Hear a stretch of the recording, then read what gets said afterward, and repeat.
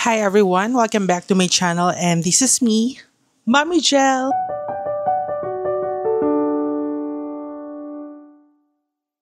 It's Monday again at kamusta po ang inyong weekend? Kami ay okay lang, masaya dahil magkakasama kami. Always naman. It's 4:30 in the morning at kakaalmusal lang ni Sander kasi si Sander, ginigising ko ng mga 4 a.m. Naka-ready na yung almusal niya, care of by Daddy Ken. Naligo na din ako para fresh kanyang mommy. Tapos sila-ready ko na yung mga gamit niya mamaya. And meron na rin siyang baon. Bilis ng araw, di ba? Yung weekend, parang 2 oras lang, tapos na. Tapos parang iniisip mo agad yung gagawin mo for the whole week. Ang daming gagawin, di ba? Hindi mo sila nagre-reklamo. Parang nabibilisan lang talaga ako sa araw. Kasi baliktad ang oras ko eh. Naging BPO na din, parang katulad kay Daddy. Ganun yata pag klinis sa asawa. Char! So yun nga, sabi ko nga kanina, Monday na naman. At nakapila na naman ng mga gawaing bahay. At nag-iisip na naman ng aking asawa ng kanyang mga gagawin. Weekend pa lang, ang dami niya nang iniisip din. Ganon din ako. So magbo-blower ako ng hair para maganda. So yung nilalagay ko, eto po. Ang ganda nito. Ano mabasa dito? Wilus? Willas lechon. Ano basa dito? Ito serum siya. No, Willas. Tapos, bago siya i-blow dry, sa may hair tips lang. Mas ang ganda ng effect kung nakikita nyo naman sa mga vlogs ko. Kapag hindi nakatali yung buhok ni Mami Jen. Yan. So, magbo-blower muna ako ng magda-dry, blow dry pa.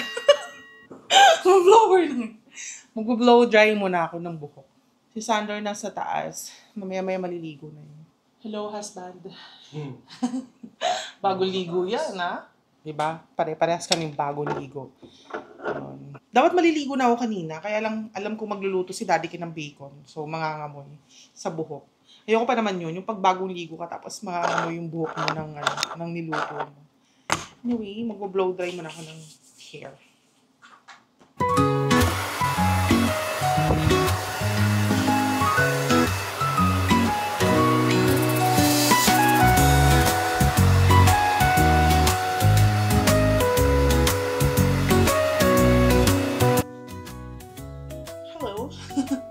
So, nandito ako sa kwarto ng aking anak. Naantay ko siya kasi nililigo na tapos niready ko yung mga damit niya.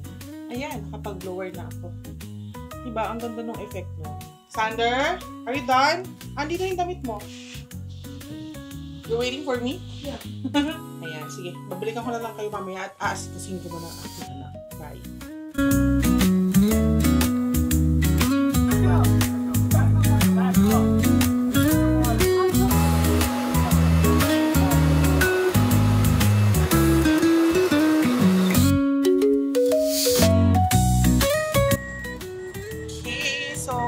Namin si Sander sa school.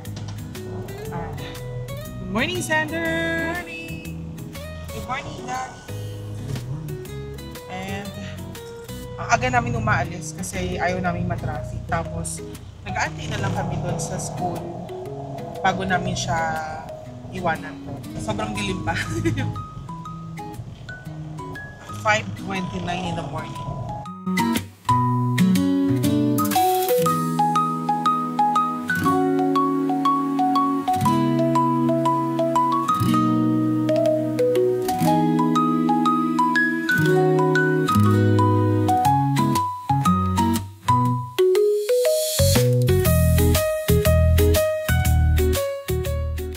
Okay, so ihatid ko na si Sander sa kanilang building.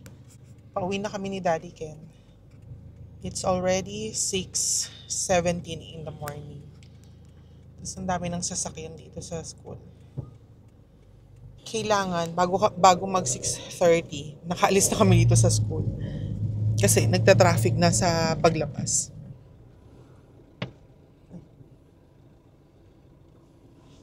Hindi ako nakasili, pero nakatingin siya sa sasakyan.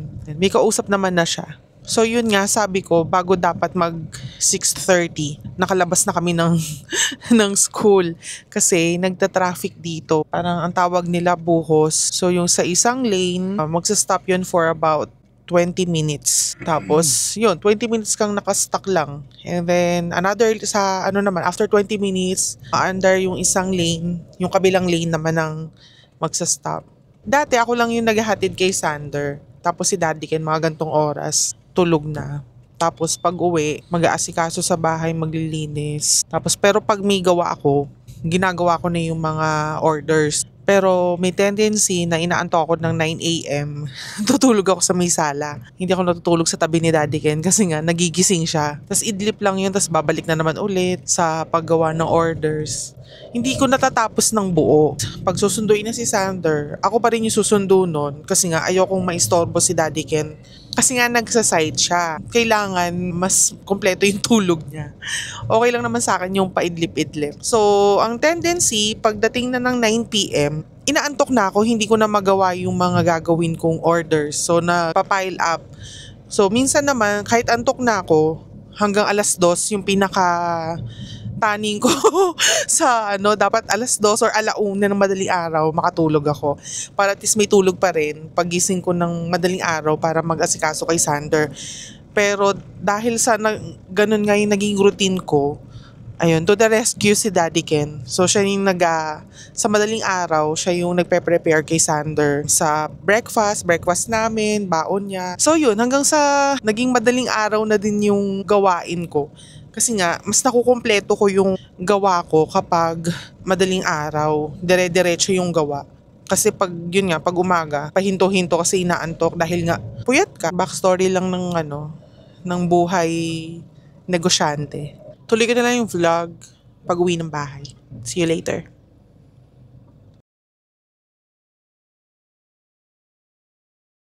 Okay, so I'm back.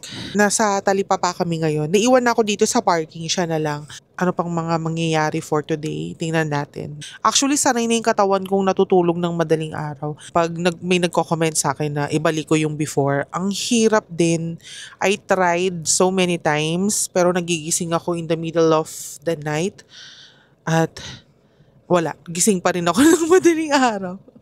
Unless magbago na din talaga si Daddy Ken ng oras. Pero tingnan natin sa mga susunod na kabanata ng aming buhay.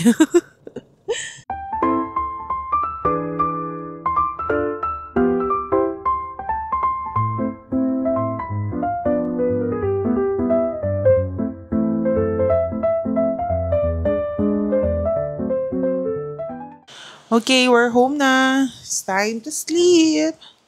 Mamaya na magluluto si Daddy Ken. So, see you later. Bye.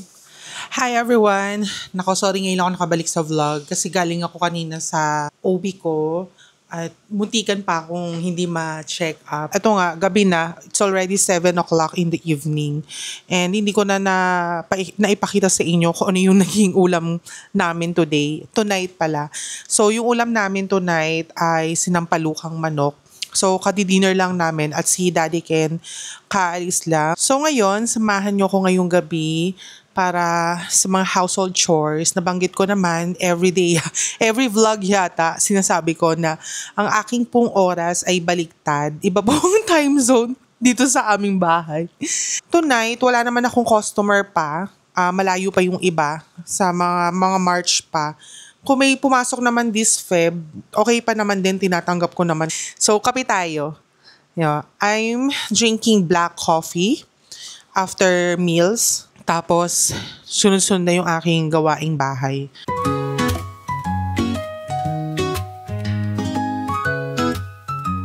Hello, guys. Hello.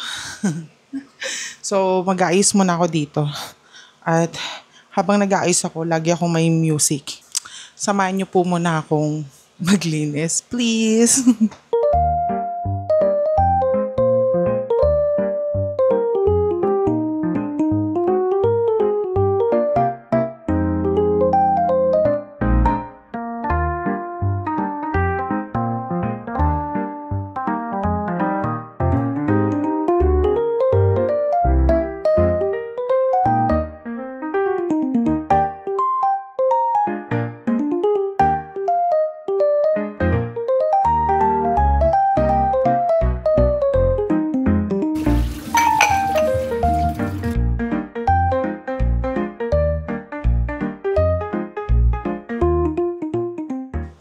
back.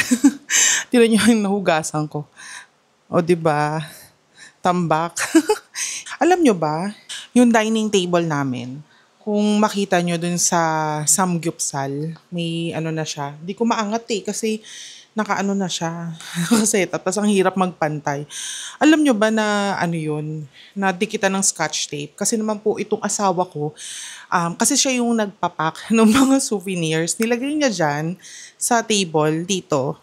Dito niya nilagay. Wala pang cover yan. Planning pa lang na lagyan namin ng cover. Tapos, dumikit yung scotch tape sa table. So, natanggal yung anong tawag doon? Pintura ba yon? I forgot kung anong tawag doon. Basta yung kulay niya na dumikit doon sa scotch tape. Kaya ang nangyari, kung napanood yun na yung vlog doon sa may Samgyupsal, makikita nyo. Kasi hindi pwedeng maglagay ng electric stove dito kapag, or griller, kapag may cover niya ganito. Kasi, kung alam nyo lang, hindi yan salamin. Ano po yan, parang ang tawag dyan. Hindi ko alam tawag dito, tingnan nyo. Ayan no, o 'di ba? Sa TikTok ko siya nabili. Tapos, ayan na, para kulay ng bahay, tsaka yung sa upuan namin. Dismaya ako kasi ayoko pa naman yung kapag may sira yung mga gamit or kahit na natanggal lang yung pintura. Kasi ako OC ko sa ganyan. Minsan maghahanap talaga ako ng paraan para ma-cover up, para hindi lang masakit sa mata. Alam niyo yun? Ako lang may nakakaramdam ng gano'n. Parang ang sakit-sakit sa mata kapag may pangit na gamit or basta hindi maganda sa mata. At least kapag may bumagsak na babasagin, hindi mababasag. Kahit na mura. So pipili lang talaga. Kasi alam nyo ba, hindi naman lahat ng mga mahal or branded is maganda talaga. Merong iba na talagang kahit branded na mahal, ang bilis masira. Siguro depende na lang sa pag-aalaga nyo sa gamit. Pero kasi ako maalaga sa gamit kasi nga ayoko yung bili ng bili. Gusto ko nga yung gamit na papalitan siya kapag, alam mo yung sirang-sira na, pwede nang palitan, pwede nang itchas. Naisip ko parang ang dami ko pang gustong bilhin dito sa bahay. Ganun talaga no, kapag ikaw naglilinis ng bahay, ikaw nakatambay sa bahay, ikaw yung alam mo kung ano yung mga dapat kulang, 'di ba? Naisip ko, may kulang pa ako ng ganito, ganyan. Palibhasa, hindi kasi ako nagsistay dito ng matagal or hindi ako palagi naglilinis, si Daddy Ken. So, dahil wala pa akong gawa nga ngayon, sabi ko nga kanina, sinasamantala ko na ako yung magliligpit, maglilinis. At least, tinutulungan ako ng aking asawa, 'di ba? So, blessing na yun para sa ating mga mommies dahil bihira naman sa mga lalaki na may trabaho na tapos tutulong pa sila, di ba? So, dapat maging thankful tayo sa ating mga asawa na willing silang pakipag-partner sa'yo sa mga household chores. Thank you, Daddy Ken. Okay, alam nyo ba, ito pa, palibhasa, hindi ako lagi naghuhugas ng plato. Minsan lang talaga. So, kung makikita nyo, kita ba? Ayan. Sobrang basang-basa nung damit ko kasi nga, wala akong apron. Ayun, basang-basa yan. Diba? Anyway, pahinga. Meron dito ko nakita isang mangga. So, kakainin ko na, sayang naman eh. Kain muna tayo ng mangga. Baka mabulok lang, sayang naman. Iniwan ko nga, kasi nga, baka gusto ni Daddy Ken. Hindi niya kinain. Kain tayo. Nag-dinner na ako eh. Yung kaninang sinampalukang manok, yun pa lang yung aking first meal sa araw na to. Water.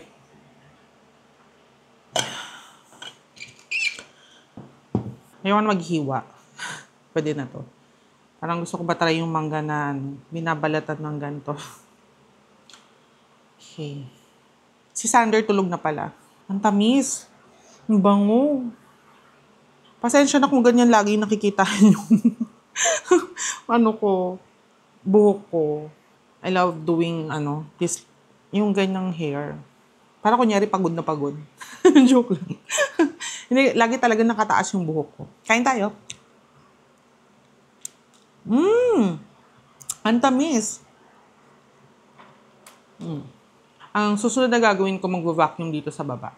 Sarap lang kumain ng mangga ng directly na ganito, hindi na hiwa-hiwa.